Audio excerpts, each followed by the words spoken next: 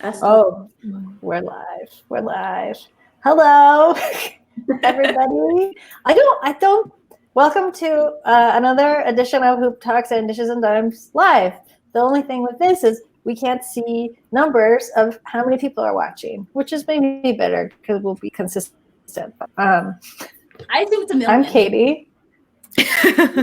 We broke 1 million today. That's Imman. Noor and Kelsey. I'm pointing at their boxes where they are on my screen, but maybe they're different for you. Are we? No. Who knows? North, bottom left. We're around. We're around here. Imman's bottom On right. top. Yeah. Yeah, top. There we go. So now that we've figured out our orientation in the world, we could get started. I don't know. We like to chat. We like to chat when we get here. But I guess for this new format, first off, if anyone has any questions, feel free to ask them on Facebook. They'll get dropped into the chat for us to see. Likewise, if you have any questions on Twitter, same. So just we'll try and tackle those midway through and then toward the end of the show. But if you have a question at any time, just fire away. We are actually, so just try your best. I thought you dropped the F-bomb there. You were like, just beep and fire away. Just. I was like, okay, Katie, we're starting off good. Grand closing. Just go for it. Let's just go for it. Let's talk about who else went for it. The Miami Heat. What did we think about this game, and were our hearts still raw from the Raptors elimination, or were we ready to see this kind of zesty carnage that the Miami Heat brought to the Boston Celtics? Imman, what'd you think? Oh, my heart is completely still raw. I purposely did not watch that game. I was watching Netflix the entire time, seeing everybody's tweets and just like enjoying the fact that the Boston Celtics lost without having to sit back and watch that. Noor? Yeah, I didn't watch either. I wasn't going to watch the Celtics. It's the Celtics. I'm not going to watch them play after they beat us. But I honestly thought that it probably was going to be a Celtics game, but I was so happy that they got it. Like Jimmy Butler overtime, you can't go wrong. That's like his moment. And Dragic came through. Just Miami as a team came through. And if they can continue this, like just sweep them away. Send them home. That's all I want to see. I want to see Marcus Smart on a plane in a week. Crying. Kelsey, did you watch? Of course I watched. Okay, good. I was like, I'm the only one who watched the game, but I love Miami. At the beginning of the season, I had Miami coming out of the East as a sleeper pick. So that game was like great for me. It didn't look like it was going to go all great in the beginning. They were down quite a bit for a while, but they pulled it out. And yeah, it was a great game. Bam Adebayo. Perfect block. Wow. Bam. I love him. Heard about it. Sure. You saw the block though. Yeah, I saw the block. I avoided this game. You're really wrong. I tweeted the SpongeBob meme where it was like to-do list, nothing, scratch out. Like that's going to be me the entire Eastern Conference Finals. You're so broken. You are broken. I'm just like, they're still playing basketball over there. Like, it's still a game that people play in Florida. It's over for me. It might make you both feel a lot better, just given the way that, I mean, it hurt me a little bit because I was watching the Heat, and Kelsey, let me know if you felt this way too. But like, they brought this kind of like, I don't know, I keep saying zesty, and it's not the right word, but there's this like energy, they've got energy to spare, and the way that they played, like, it hurt my feelings a little because it's kind of, there were punches that I feel like the Raptors needed, like all throughout the games that they let get away from them. Miami never really let that happen. They came back super strong every time. I don't know if that's just the amount of like young, weird energy on that team, or just Jimmy, or just Bam, but I felt it was kind of soothing to see them slap the Celtics around with that. Yeah, and I mean, they also had, almost like a full week to rest. So if we had a full week to rest in between games, I'm pretty sure we could have done that too. I think that's why I couldn't. Value. Yeah, sorry, Noor. No, it's okay. I was like, that's why I couldn't watch it, because I was like, the whole time I'd just be like, that could have been us. That should have been a sleeper, one possession away. Like any time I watched the highlights and I saw the transition buckets, I was like, oof, if we just had the one, that would have been our game against Miami. But like that, what if? I can't bring myself to watch this series. Yeah. It's not going to happen. The playoffs are really fun like that because I think if Milwaukee had played the Celtics, I think that they would be in the conference finals right now. And if the Raptors had played the Heat, I think the Raptors would be in the conference finals right now. So matchups in the playoffs are really interesting like that. But I think the Miami Heat just sort of go to show that you really do, and we've been saying this for so long with the Raptors, just because we've had that guy for so long. It was DeMar, then it was Kawhi. You need that wing scorer in late game situations. Jimmy Butler, we've seen what he can do against the Raptors in overtime, where he had like the only points in overtime against the Raptors for one game.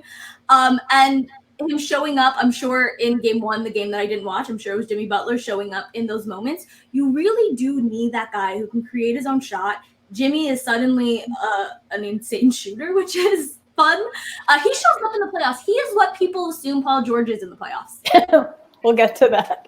But we got to pace ourselves. Mark is smart the entire time. I'm down for that. I watched that game. Oh, man. I mean, this is the thing. With Miami, I kind of worry whether they have the staying power to best the Celtics. I don't know if they'll beat them, but like to win this series, basically. Because I think, the Celtics sort of have an answer. Unfortunately, they do have an answer for Jimmy, though Jimmy is like bringing it all in the playoffs. Like, I'm on to your point. Like, he's totally come alive in a different way. He is a player that does that, and he's never stressed out or worried about not being able to do that. He just knows he can turn it on. So they kind of have an answer for him. They have an answer for Dragic. I don't know that they have a good answer for Bam, which could be the kind of like the tipping point between those teams. Yeah, no, I agree with you. And the Raptors had OG Anunoby, who was their answer for Bam. So who knows what the Celtics could do? Brad Stevens can get really creative as well. Yeah. Well, because you both aren't going to watch, Kelsey, I feel like this could get chippy this series. Is there like there's a lot of not that we're condoning violence, but there's an energy. Is the energy were to, is there anyone see? It's gonna be Jay Crowder and it's gonna be Marcus Smart. Because they're big talking guys.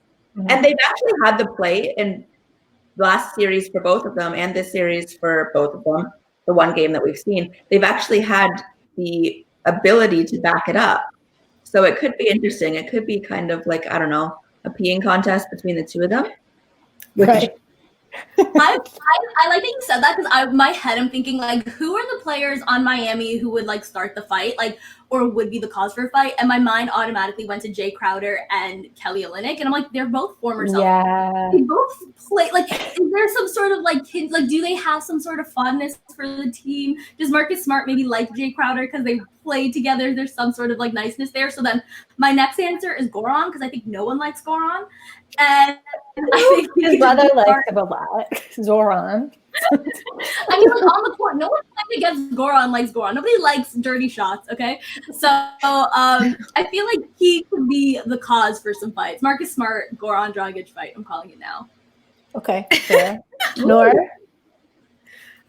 Yeah, I would probably say I feel like Jimmy Butler. He has that alpha mentality, and if he goes up against Marcus Smart, that's a fight that I would pay to watch. Like, put that on pay-per-view.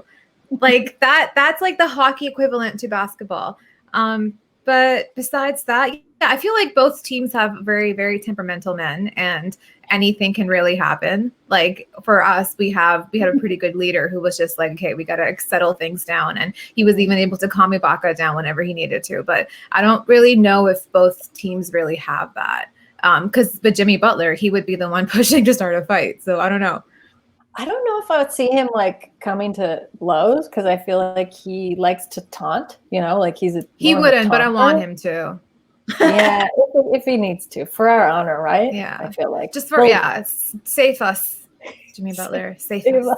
The last and only thing I want to probably ever, but now say about Goran Dragic is yesterday I learned that when he makes threes, he screams Zoran, which is his brother's name, which I thought was kind of nice.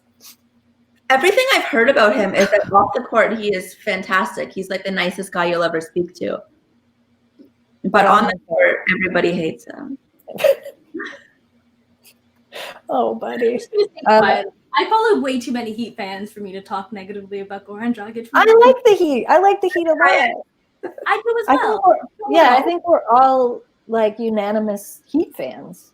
Obviously. Yeah, if it were anybody else besides the Raptors, I feel like it would be the Heat. Imman. I like Butler. I like Bam Adebayo. I don't care about the rest of that team. I don't know. Okay. I mean, Tyler Hero, Myers Leonard, and the other guy, they're all kind of interchangeable to me. They bring the same kind of, I don't really like their vibe. Duncan Robinson and Tyler Hero are really fun. I'll say that. They have a fun team. They're a scrappy young bunch, overachieving. We'll see what happens, but I don't want to predict anything yet based on that game. I think the Celtics are going to come back a little bit hot and probably want to get 1 or 2 in a row. I wish I had a broom here. That's all I want to be doing right now. Send them home, Jimmy Buckets. I personally, what I want to see is if I want either a Celtics Lakers finals or a Heat Nuggets. I don't want any other combination. It's got to be like the underdog, or like we can just get the boring another Celtics Lakers lore finals. I'll be fine with either or. Kelsey, do you want to make a prediction?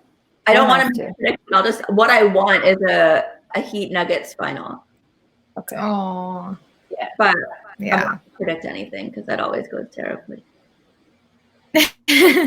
Oh, I just want to let someone know who entered the chat. No, you did not miss any Clippers slander. You actually got here just in time because the Clippers are flying home right now. Do you think they packed their bags before that game? I do, the way that they were playing. Yeah, they were being like 1, 2, 3, Cancun, let's go. And then I feel like Kawhi packed and everyone else is like, what are you doing? He was just quietly packing. He brought his rolling suitcase and just tucked it away somewhere, like in the makeshift locker room. Yeah. Kawhi packed for all of his teammates too, because all he does is everything for them. Oh no. George is like, we're still in the driver's seat. We're at the fucking airport. Yeah, like on the bus back home. Still in the driver's seat. Going where? Back to Los Angeles? I feel bad. I do feel bad for Kawhi. I mean, I think we got a little bit of our comeuppance with that game, but watching him, I was just like, buddy, like you need a point guard, and you had one, but I wanted to. I just want something that worked. Oh, do you miss us, Kawhi? I know he's watching. He has nothing else to do right now. He's probably watching. Kawhi, ask a question. We'll be nice. Don't be shy. We will take you back with open arms. But it kind of sad that he I feel really bad for him because he really was like, okay, don't want to be in the cold, don't want to be in Canada, want to be back at home, which is like I completely respect. Like I respect that decision so much. Like some things are just bigger than basketball, but they all ended up in the bubble in the same place anyway, and then he just ended up on a worse team. Like what just weird set of circumstances? And California's like burning to the ground now. Yeah. Everything he wanted just went like terrible for him. Like nothing worked out in any way. Like he wanted to be in LA. He was in Orlando. He wanted to win his second round exit. He wanted to have a good second point guard. A second fiddle to his team. He got Paul George. Like nothing he wanted worked out. He wanted Masai. He got Steve Ballmer. Like nothing he wanted worked out for him. And I feel like the way that he played the game was almost like he just wanted to go home. He's like, fuck the bubble, screw all this. I'm ready for the family. Like he was just done. And it's weird. Like you don't see that with Kawhi. What's that? So to top it all off, he's back to having bad cornrows. When it pours, it rains, Kawhi. When it pours, it rains. When it rains, it pours. That's what it is. I don't know, Sam. When it pours, it rains. I mean, they're technically both true. It's happening simultaneously, so it's all right. When it rains, it pours. I mean, that's so funny. When it pours, it is raining. What was that? Jerome says, Oh boy. Kawhi, do shoppers' optimum points expire? Asking for a friend. Hi, I Jerome. don't think they do. Hi, Jerome. You can send them to me, Kawhi. Yeah, I don't think they do. I don't think they do. My mom has been running those up for so long, those optimum and PC points, and now she has like $500. Yeah, I've been running mine up since high school. They come in handy. Yeah. They don't come in handy when you need an effective pointer, though, unfortunately. Ooh, let's talk about playoff P. Playoff P, aka way off P, aka player option P. I mean, might not being the best Canadian basketball player right now. This is a little out of order, but we'll take it. Jordan, fine. Only for you, though. Yeah. Only for Jordan. So does anyone change their stance on Jamal Murray not being the best Canadian basketball player right now? I think he is. He is. I guess I Yeah, don't know he what is. I said before. I think I think I might have said Shea if you'd asked me before, but not because I necessarily think that Shea's the better player right now, but I think that we often look at young players as what they can be, and maybe sometimes we're looking at next year as opposed to what they offer in this sort of current form. But I think Jamal Murray, what he's doing in the playoffs right now is absolutely just insane. It's great. It's fun. He's the best. Back. Unless we consider Kyle Lowry Canadian, because in my heart he is, and then he's number one. And Lou Dort. We cannot talk about great Canadians in the NBA about Lugan Dort.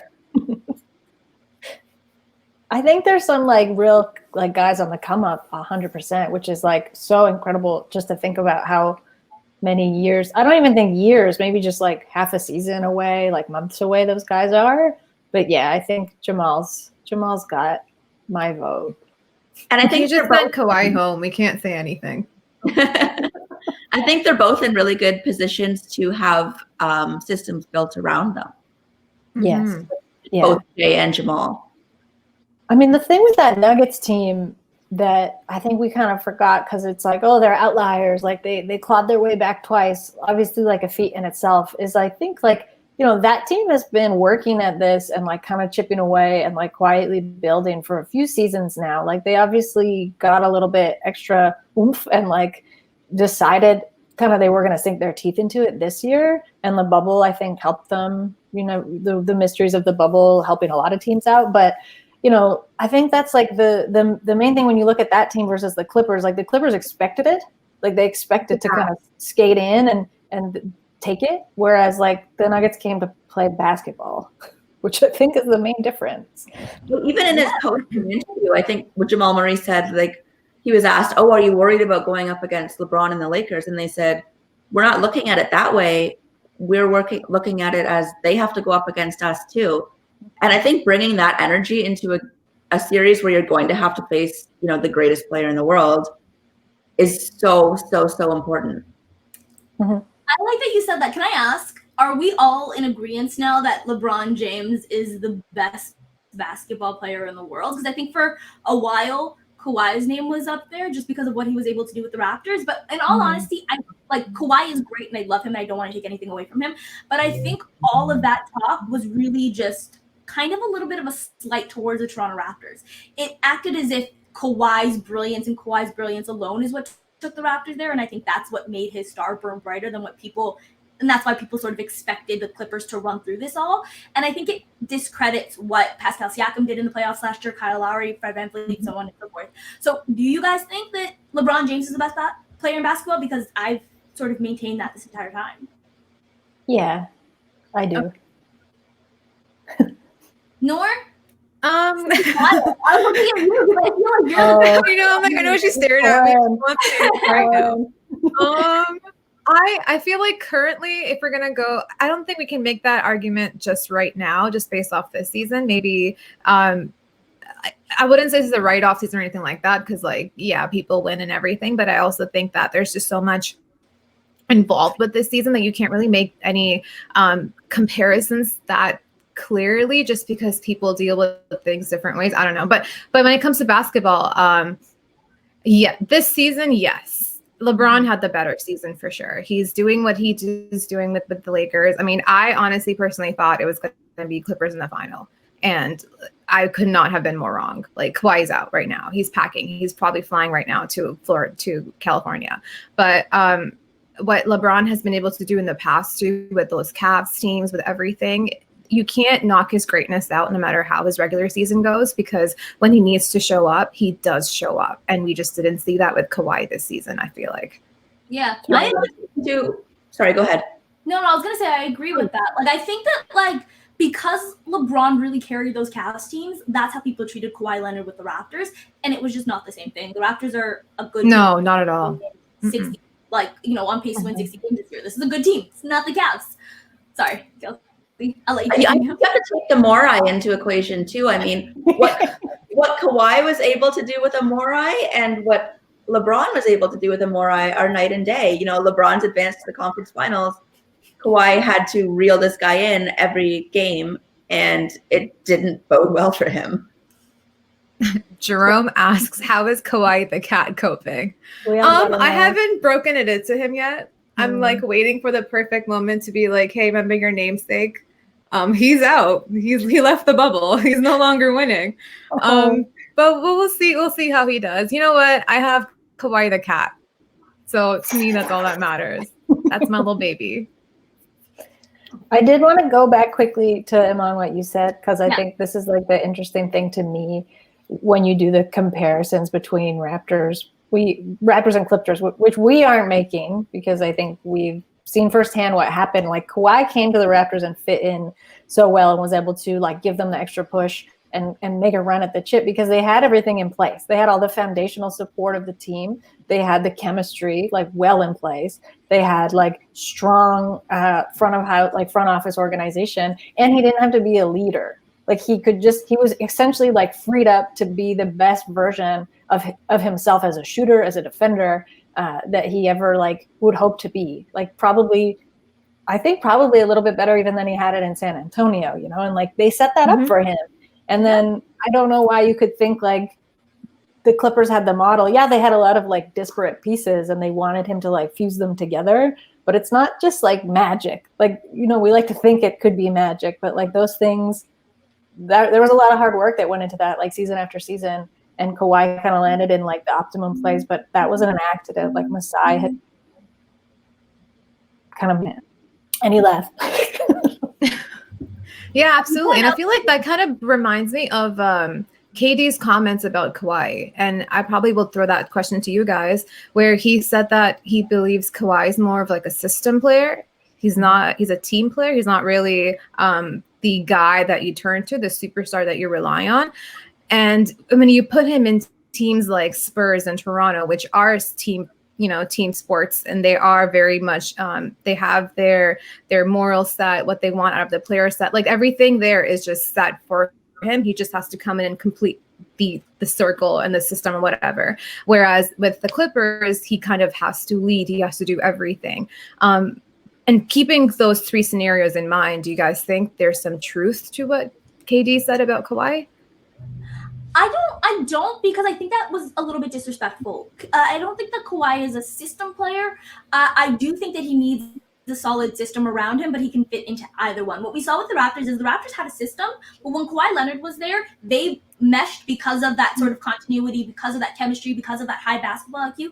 They were able to really fit around Kawhi Leonard and match what he could bring. I wouldn't call him a system player just because of how special he is on the offensive end. He builds a system. He dictates the system. And to me, that seems a little bit different. I think that KD was giving Greg Popovich too much credit and acting as if Greg Popovich was the reason for Kawhi Leonard's success, which to me is not the case. But I want to just bring it back to what KD said a second ago about the Raptors kind of having everything established and then Kawhi Leonard fitting in. We kind of saw that in both the game sevens. Like if we actually look at the Raptors game 7, it came right down to the wire, and what they lacked was a closer. What they lacked was that superstar to come out and get baskets. Kyle Lowry fouled out, and the Raptors could not get a basket. Like, there was 35 seconds left, down 2 points. We knew that they were not going to get a shot. Like, that was just it. Fred VanVleet had the ball. He wanted to get a 3, but, like, unfortunately, you need a superstar in that moment, and the Raptors didn't have that because Kawhi was gone. And then you compare that to the Clippers' fourth quarter in Game 7. They needed everything. They were not playing defense at all. They were not scoring. There was literally nothing that they were doing that looked like winning basketball. They did not look like a team that was poised to make the finals. Everyone thought that they would be contenders. They literally needed everything, and that's the difference between the Toronto Raptors and the Los Angeles Clippers, in my opinion. Yeah, for sure. I mean, I think Kawhi Leonard could be a system player if the system around him is willing to work, and the Clippers weren't. Like, everyone has to be in agreement, and I feel like, you wanted another star, and you have Paul George, and he kind of wants to be the star, and then he goes and pump fakes 3 times and gives the ball to the other team. Like, there's too many people that want to be the number 1 option and won't allow Kawhi to be the number 1 option. And I feel like, does that also come with maybe Kawhi should be more of a vocal leader? Like, maybe he's missing that part where he needs to set the team in straight. Obviously, his teammates should know, like, what their roles are and everything. But when you have guys with egos like that, I feel like with Kawhi, he's not really a vocal leader. He's not very hands-on. And maybe they needed to just be disciplined and be like, hey, listen, like, I'm the guy, you pass me the ball and we make plays for each other. Whereas Kawhi's, we saw it with the Raptors too. It was mostly Kyle Lowry who was leading the talks and the hurdles, doing whatever a leader does. And Kawhi is there leading on the court, not really leading off the court. And I think, like, to that point, Kawhi totally thrived under the leadership of Lowry. I mean, yes, like everyone else does on the Raptors, but also I think he did get a chance to, like, step into a little bit of a leadership role. I don't know how much more vocal he was, because I was like that totally, but he did. You could see that his communication, just like with the team as he got more comfortable, was like more fluid. He did kind of try a hand at playmaking because he was sort of freed up to basically, he didn't have to be the main guy, but he could try it out a little bit. And I think I would have been more curious. I mean, we all would have been, but to see how that would have shaped his career in like a completely different way, like, and his playing style going forward, because now the Clippers are just like, they're stacked with personalities, but there's nobody there to really get a handle on all of them, right? And like, they talk a big game, and we've seen, like, they haven't been able to get past this point, and since Chris Paul was like on that team, and it's just like, years. Well, yeah, well before Chris Paul, but I guess I think of like Chris Paul and that, like, and Blake Griffin and DeAndre as like being the closest shot they had previously to get there. Like, some personality there, they couldn't make the run, and with this same build that like doesn't work. It's just like, okay, let's stack it with guys that like talk a lot of shit, right? And like can be run and gun, but are like super streaky and like not, I don't know, just like so unorganized. Like, it's a mess watching them. If you like watching basketball, watching the Clippers is like not that. Don't watch the Clippers. No, they're actually just not fun to watch, and I kind of felt that the entire year. Just like, this is not a fun team to watch, but it's actually so funny to me that they did have that like Blake Griffin, Lob City, like even like past the Lob City years, but still like Blake and what's his name, Chris Paul, and they really just could not get past Josh Smith hitting a bunch of threes. Like, it's actually so funny that was what stopped them, and then they did all of this. Orchestrated a full year stocking of Kawhi Leonard and still can't get past the second round. That's actually really funny to me. I mean, it's a culture. Yeah. What? Their whole culture. I mean, you have one of who's supposed to be your stars going to a strip club in the middle of a pandemic. That kind of shows you where the focus of everyone outside of Kawhi was. Talk to him, Kelsey. Talk to him. And that's part of not having a leader, though. Like, and maybe that does, like everyone was saying, maybe that does fall on Kawhi Leonard, because Patrick Beverley should not be your leader. I understand that you're a Pat Bev fan. I'm gonna slander him just a bit, but like Pat Bev should not be your leader. I tweeted out yesterday. I was like Pat Bev is a bad impersonation of Marcus Smart doing a bad impersonation of Kyle Lowry. Like, that's how far removed the Clippers are from having actual leadership. And then I saw Reggie Jackson get on the court, and I was like, oh, Reggie Jackson is a bad impersonation of Patrick Beverley doing a bad impersonation of Marcus Smart doing a bad impersonation of Kyle Lowry. Like, the Clippers are just an absolute mess. And that's what we are. The Clippers needed a little bit of slander in here, so I had to throw that in. When they got Paul George, and they know what the history is with Paul George and Doc Rivers, I was like, how is this going to work out? What's going to happen in the locker room? Like, one wrong thing, Doc Rivers is going to be like, let me pull out the gun. Like, he's just going to be like fired up no matter what. But when you look at that team, the whatever is going on behind the scenes, it's just like there's no way that would have worked on paper. There's no way that would have worked on the court, and it didn't. And Steve Ballmer spent all that money flying back and forth from Toronto, lurking and creeping us, and what happened? Absolutely nothing. He got what he wanted, I guess. George Bye. is so crazy. I mean, we're out too, but like, yeah, but we don't have Kawhi Leonard and Paul George, and we didn't trade away $1 million draft picks for the opportunity to get Paul George, who is just Terrence Ross with the sneaker deal. What is the difference? What are we looking at with Paul George? Terrence would have hit Doc Rivers as a coach either. I don't think they respect Doc Rivers as a coach. I mean, he said, he was asked during halftime, what is it that your team needs to work on? And he said, I told them they need to stop turning the ball over. They need to play defense. And they didn't do either of those things. So I think that there's a lot of Doc talking and no one listening. And I think because you have a room full of guys with such big egos that they feel, okay, we're playing alongside Paul George. We're playing alongside Kawhi Leonard. And it's not going to work when that's your only route to the finals is having these two people. I mean, they that thought is they something were right when they signed Paul George and Kawhi. Like that's what their problem was. Yeah. And they walked the season being like, we're champs, we're gonna win this. And that's why we hated them, because we're just like, at least be freaking humble. Like, you don't know what your team looks like. Half of you are injured. Like, you've played like 20 games each, just relax. And they come in the bubble, and it completely collapses for all of them. And as just basketball fans, as rivalry haters, and not Doc Rivers, Steve Ballmer creepers, like we're winning. I think that is something, though, I wanted to talk about, just given all the coaches we've seen getting let go. Since before the the postseason started, but this sense of like what you hear of like when a coach loses a team, right? But I don't know if that's necessarily true for Doc, because I don't think this iteration of this Clippers team, I don't think he ever really had them. Whether that's because he didn't have a handle on them to begin with, because I don't think Ballmer did. Like, and I know I'm not giving any credit to what they said in their post games yesterday about a lack of chemistry, getting new players, blah, blah, blah. Like, I don't think that's the case. But do you think that this like kind of signals the end for Doc in LA? When Kawhi went there, didn't he say that he was happy to have a coach with championship experience? Like, wasn't that kind of the thing that he held on? Sometimes it's like, you don't know what you have until you lose it, because Nick Nurse would not have just consistently sent double teams to one of the best passing big men in the entire world. It was just like absolutely shredding them. But to me, it's like, I do think that for Doc, this has to kind of be a scary situation for him. He's had three times in his career where he lost having a 3-1 lead. No coach has ever done that. No coach has ever done it more than once. He's done it 3 times. So I do think that this is going to be, I don't know. I think that this might be, a difficult point for Doc Rivers. He might be on the outs next year. I think if you had any other name other than Doc Rivers, whoever the coach was, if it wasn't Doc Rivers, if it was any other name, they would have been gone 5 minutes after the presser. Yeah. It's true. It's very true. Yeah.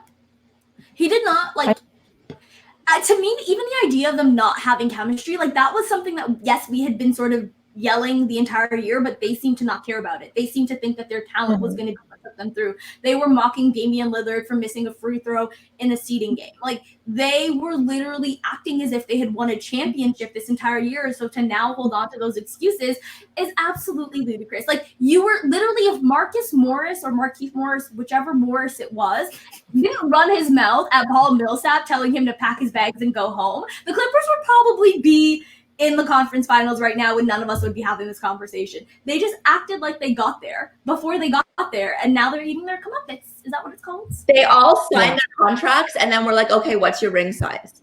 I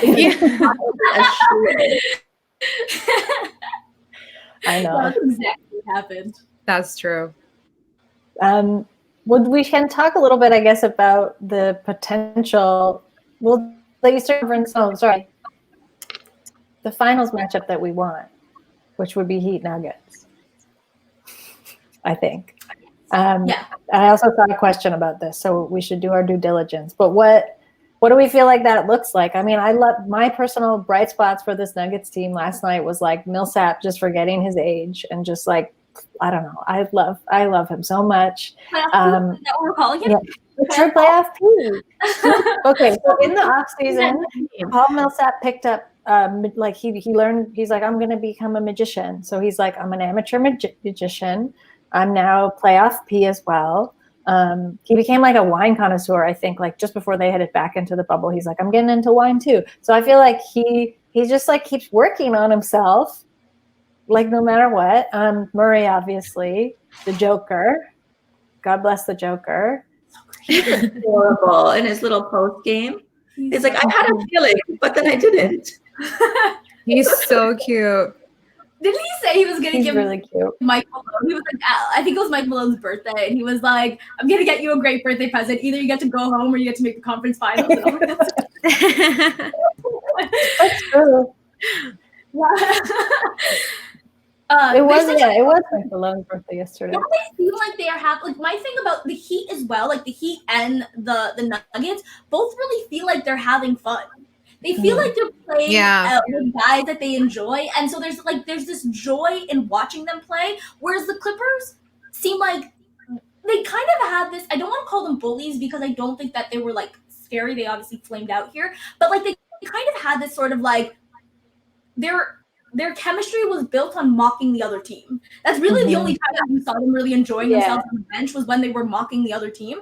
And so like they never really seemed like they were having fun outside of that. And the Lakers also seem really stressed. Like this whole year kind of feels like we got to do this for LeBron. You know what I mean? And I feel like the rest of the role players are just not, I'm not interested in any of them. So that's why the Nuggets and the whatever, what is it? The Miami Heat. Those are the teams for me. They're having fun. I like teams that have fun. Yeah. You're right. I mean, the Clippers, their whole mentality and their whole game approach was writing checks that their mouth can't cash. Isn't that Patrick Beverley's life? Though, like I feel like that's is that Patrick plays a role and he plays it really well. He's not there to score. He's there to get under your skin, which he does to everyone, and he's there to give you 200% energy every night. And I mean, their whole team looked like they were DOA, and Patrick Beverley's still out there being the only positive plus minus. So at least he's got something. Yeah, and he doesn't want.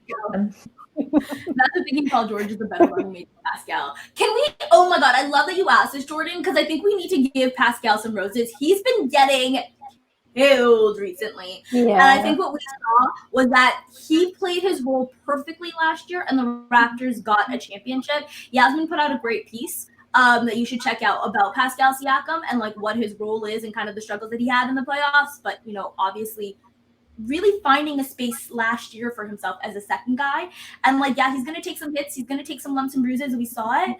But what he gave us was great defense. And like he might not just be the number one guy, but we saw him be the number two guy and lead his team to a championship. Whereas Paul George, the guy Kawhi wanted to trade him for, went 4 for 16 and hit all backboard on an important 3 in the fourth quarter of Game 7. So I wanted to give Pascal like, I think, you know, no, it's fair. Like, he's just, the way that we've seen him grow, I mean, you know, we've seen firsthand, like, he kind of has these, like, meteoric sort of, like, bursts, and then he'll plateau a little bit, but it's still, like, there's still so much pressure on him, and, like, you're right, like, he got everything perfect last season, but, like, it's hard to do, it would be hard for any player to do that again.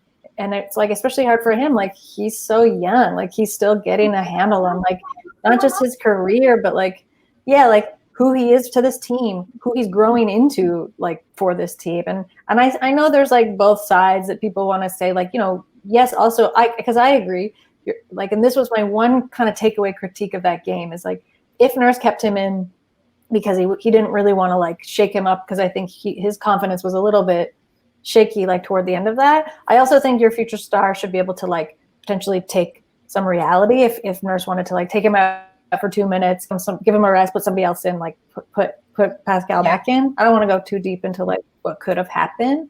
But I'd like to see his confidence in that way grow too, right? He can't always be on top, but to be comfortable with that.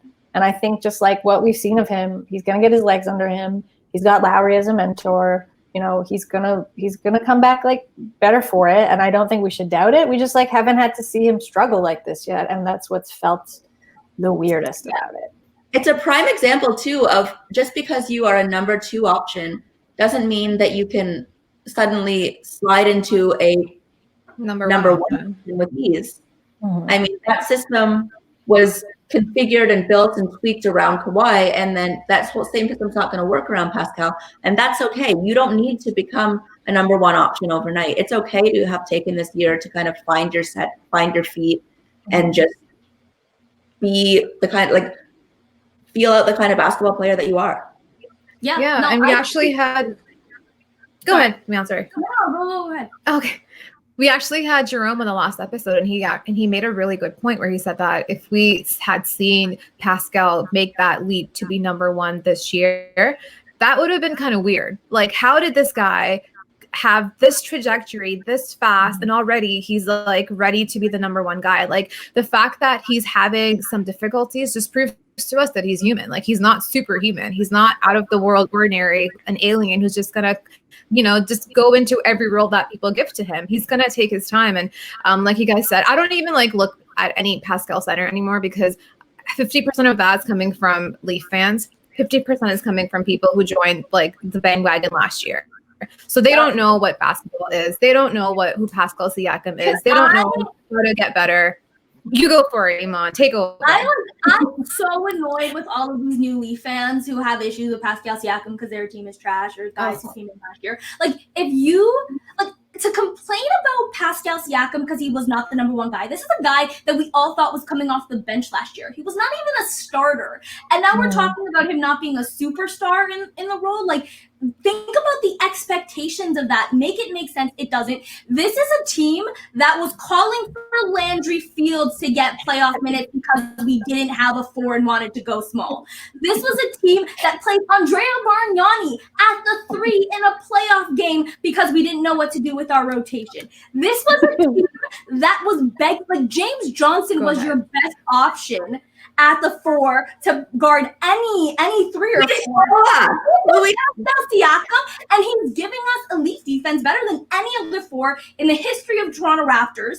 And he's just not producing for you on the offensive end to the caliber that you want him to. He's not taking you to the finals, and that's what you're complaining about. The Toronto Raptors have been a garbage team for 2 decades. And are finally good. And part of that, a large part of that, is the growth of Pascal Siakam. He got you a championship last year as the number 2 guy, and you're complaining about his production? Have you watched this team? Were you sitting there calling for Landry Fields? Were you watching at age 95 destroy the Raptors?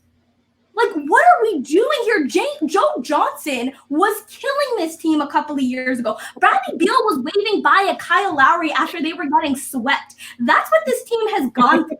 Louis Scola started in a conference finals for this team, and you're complaining about Pascal Siakam? Shut up forever. What is wrong with this fan base? My goodness. Holy moly. I just have to get that off my chest. Jerome, can we get this on a soundtrack? I want to dance to this every night once Corona lets the world open. This should be played at clubs. Horns and gunshots. Prop. That was amazing. Bosch and Andrea Bargnani as our starting front court, and you're going to be mad right now at Pascal Siakam? It's Leafs fans, man. They haven't won anything in 50 years. They don't know how to act anymore. And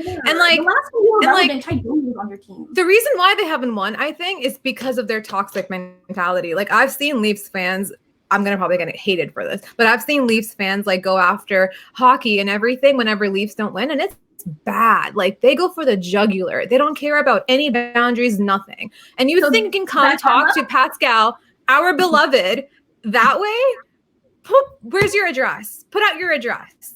We will show up. Dishes and Dimes will be there. Imman leading the whole pack.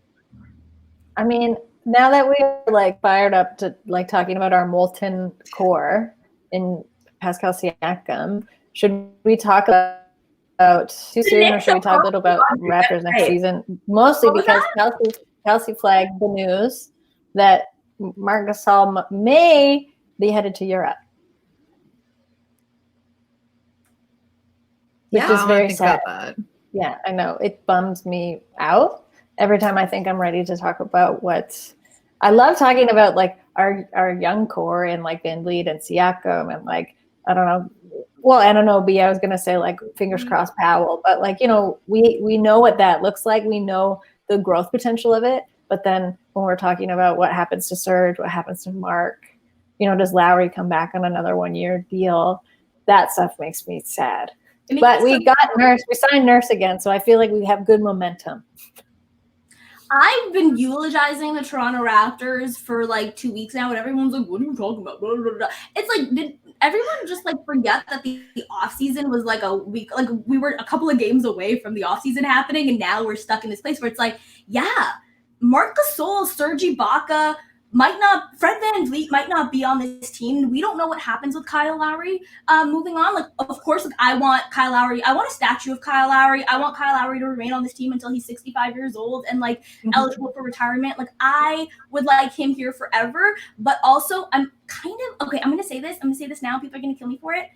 I would love to see. I'm not listening. Hold on. I would like to see the Raptors pull a Marc Gasol for Kyle Lowry, and he still is very capable of winning a championship and contributing. There are so many contenders, like the Bucks, the Clippers, the Lakers, the Sixers, the Heat. Any of those 5 teams could use a Kyle Lowry, like need a point guard, need him specifically. Like he would take them over the edge and make them finals. They would be like, I think, favorites if they had Kyle Lowry. I would love to see the Raptors do what the Memphis Grizzlies did for Marc Gasol and put him on a situation where he can win again. If it's not the Toronto Raptors, if the Raptors don't get like Giannis or something. That's the thing. And people would recognize when he's outside of Toronto how deserving Kyle Lowry is of his flowers. So as much as I'd like him to stay here. They should have realized that in Game 7. As soon as he got fouled out, the game was done. I'm sure. Really good point. Let it go. I'm not mentally stable enough to have this conversation. Can we move on? Yeah, I can't picture a world without Kyle Lowry. No, he's not going anywhere. Kyle is Toronto. Toronto is Kyle. I want him to be like anchoring, coaching, teaching, mirroring. Give him the key. Like give him all the Kyle Lowry dine whatever he needs, free for dine whatever. Like he's not going anywhere. He can live in my house, like whatever he wants. I will move out of my house. I will go on the street. He can come to my house if that's the problem. But he's not going anywhere. I'm like, I can't have this conversation, guys. Enough to buy a home. No, I think he's fine. But like if he leaves, I can move out. It's okay. Yeah, he can pick her up on it if he needs to for some reason. But I can go in the backyard shed. It's cool. All the shit that we offered to Kawhi last year should just like go to Lowry now. Like just strip it from Kawhi. Yeah, honestly. Like give it to Lowry. Back to Kawhi. Yeah. Yeah, put the key back. Or actually I think Lowry deserves his own bigger key. Like maybe the biggest key to the city that the city of Toronto has ever welded. Like it should unlock every door in Ontario. Pardon, Kelsey? Don't get my house, he gets everybody's. He should get everyone. He can go to anybody's house whenever he wants to. Just give him the key to everyone's house in Canada. I would give up my home. Imman, do you feel? I'll start with you just because of what you said about Lowry, which we won't repeat for Noor's sake. But do you feel that way about VanVleet? Like, do you want Toronto to like pull out all the stops to keep him? Do you want him to get paid wherever it is like pays him the most and seems to be the best fit for his career? Yeah, I think it's different than Kyle only because Fred VanVleet's like a decade younger. So to me, it's like I don't feel like he's on his last leg. So I would like for the Raptors to try and keep him just because I think what he has with Pascal Siakam is really special. Like the two play really well off of each other. Mm-hmm. And so I would like for the Raptors to keep him. I don't think that he should be the Raptors starting point guard. I've sort of made that very clear, I think, in all of my tweets. I think that he's a great shooting guard. I think if the Raptors keep him as a point guard, it just means that Giannis Antetokounmpo has to come to Toronto. But I hope that he gets paid, and I hope he gets paid by the Toronto Raptors, and I trust in Masai Ujiri to make the right decision there. Mm-hmm. That part. Yeah, same here. Yeah. Yeah.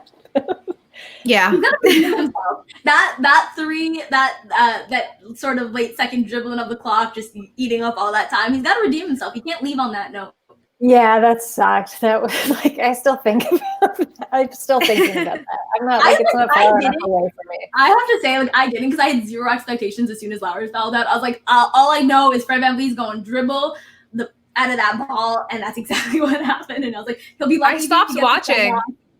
Did you? I stopped watching after Lowry fouled out. Yeah, I was like, you know what? Oh. I can't handle it. It's because it's Lowry, right? Like that's who you depend on to make sure that you win the game. And he did that for us the entire postseason. And the second he was out, I was like, I can't handle the heartbreak. And then having to watch Lowry on the bench watch us lose, couldn't do it. And then that Ibaka image where he's like clapping and then he goes like this. I think Samson tweeted it out too.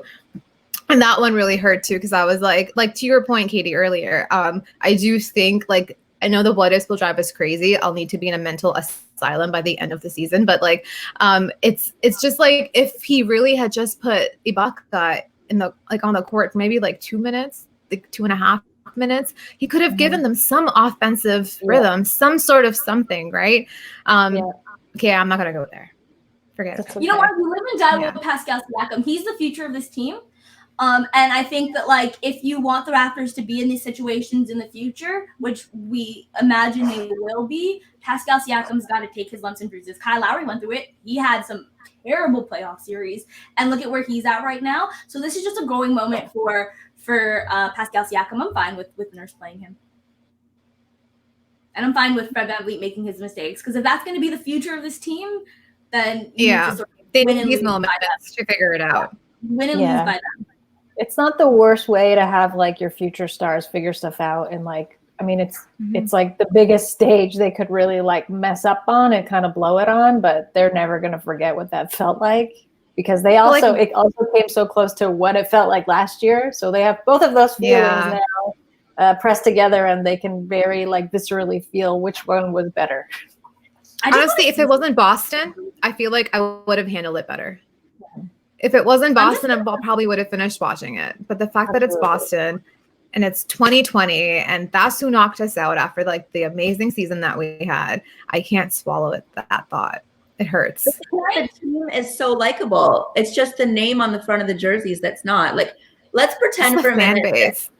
Let's pretend that the Boston Celtics were the exact same team, but they were called the Atlanta Hawks. I would have felt a lot better, because Go ahead. Yeah, continue. I like that. I was like, they were called the Atlanta Hawks. I was like, wait, what? What did I miss while I was at my phone? I wanted to sort of point this out. So Paul George, I tweeted out that Kawhi Leonard left for 416 only for his co-star to go for 416. So that's 416 right there in the finals game. So I just looked at the last game that Kawhi Leonard played with the Raptors. And you want to know how many players scored more than Paul George did in his elimination game? Please. Yes, I'll read it out to you. Pascal Siakam scored nearly 3 times as much as Paul George. Kyle Lowry scored nearly 3 times as much as Paul George. Kawhi Leonard doubled Paul George's point total. Fred VanVleet doubled Paul George's point total. Serge Ibaka scored more than Paul George did in that game. Stephen Curry nearly doubled it. Andre Iguodala doubled it. Klay Thompson 3 times as much. DeMarcus Cousins also scored more than Paul George did in that game. DeMarcus Cousins scored more than Paul George did in yesterday's game. How insane is that? So that's your number 2, Kawhi. That's what you left us for. The guy who can't even score as much as DeMarcus Cousins in the year 2020. What was that voice? I liked it. That was it was like the evening news voice. That was my DMX voice. Jerome. No, that is my DMX voice. I mean, you guys, I'm sorry.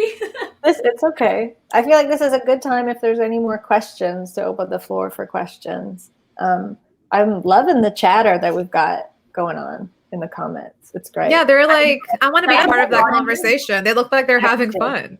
Yeah, active audience. Mm-hmm. Audrey's been killing it. She's been making me laugh on the sidelines this whole time.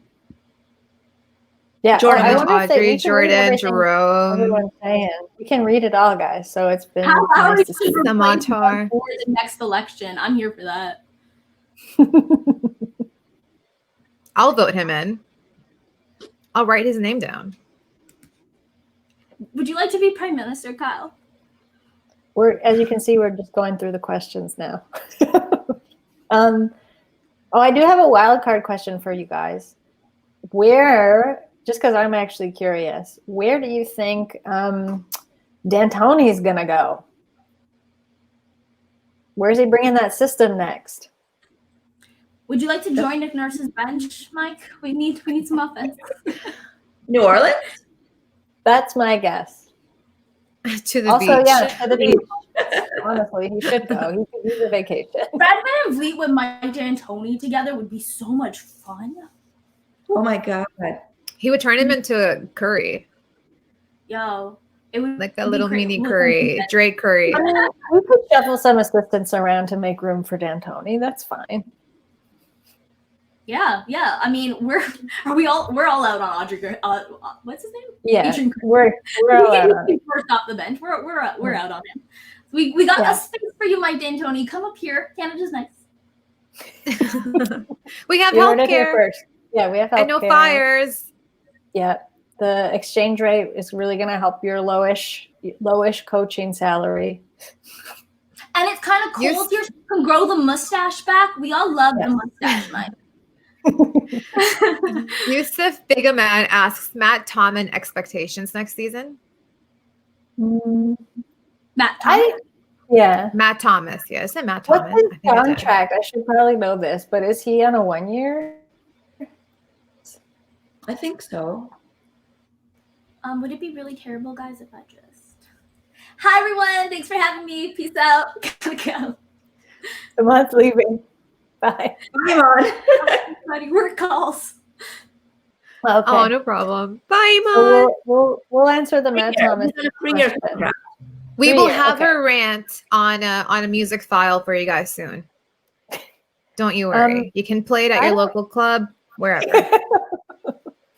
I don't know. I guess I'm still I'm really curious about where Matt Thomas can go in terms of not just with the Raptors and what they're going to need next season. I think they probably keep him around for a bit as obviously an optimal shooter who was really trying and digging in on defense. I think in the last few games against the Celtics, which was really heartening to see. That's not his role, but obviously he's fitting into the Toronto Raptor, which is to take on a little bit of everything. So yeah, I don't know. I'd like to see more from Matt Thomas. Globo Talib said Matt Thomas is our no frills JJ Redick. That's absolutely not a lie. That is not a lie. Correct. Just more likable. I mean, and you never know with our developing staff and our coaching and everything, he could come back better than JJ next season. And with some defense. It's not a stretch. No. He's going to go to the Rico Hines runs and come back like a brand new man.